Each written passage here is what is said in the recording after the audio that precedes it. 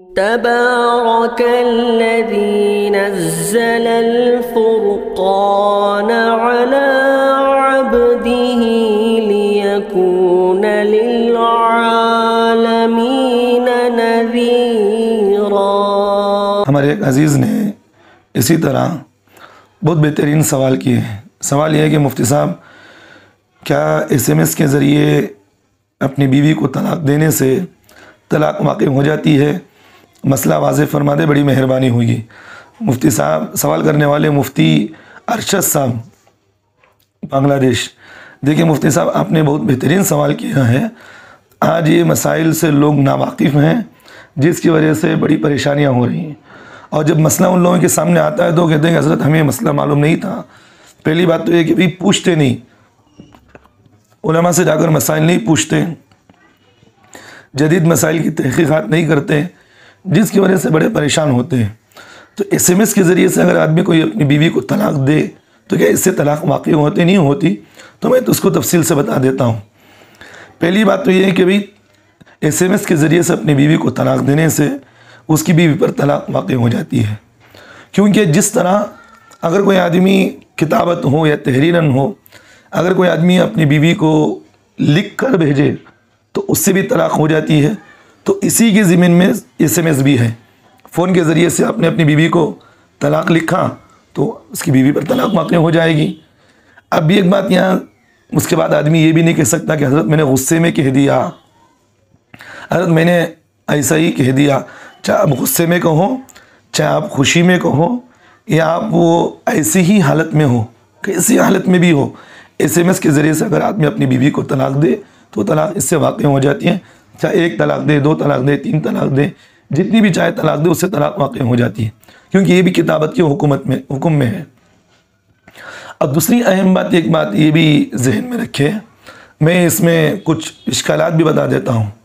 اگر کوئی آدمی اپنی بیوی کو طلاق لکھا، اب اس نے کیا کیا، طلاق لکھنے کے بعد پھر اس کو مٹا دیا،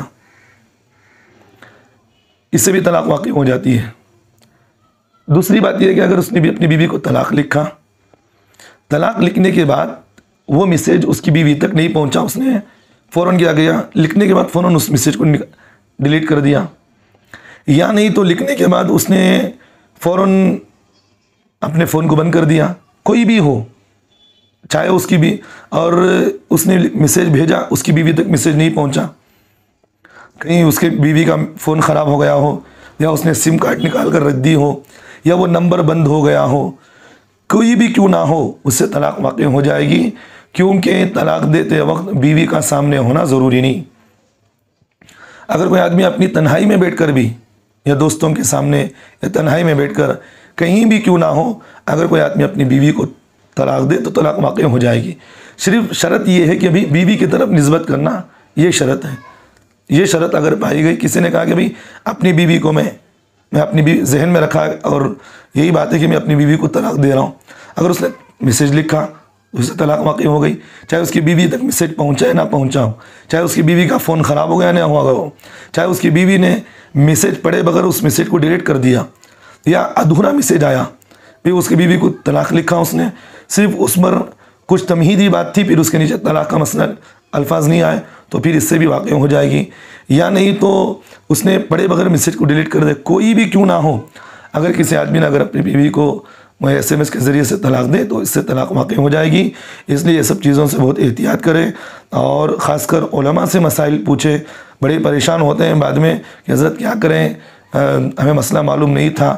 پہلے ایک بات تو یہ کہ آپ کو مسئلہ معلوم کر لینا چاہیے تھا، اس لیے جو بھی مسئلہ ہو علماء سے، اپنے علاقے کے مستند علماء جو معتبر علماء رہتے ہیں ان سے مسئلہ پوچھ لیا کریں۔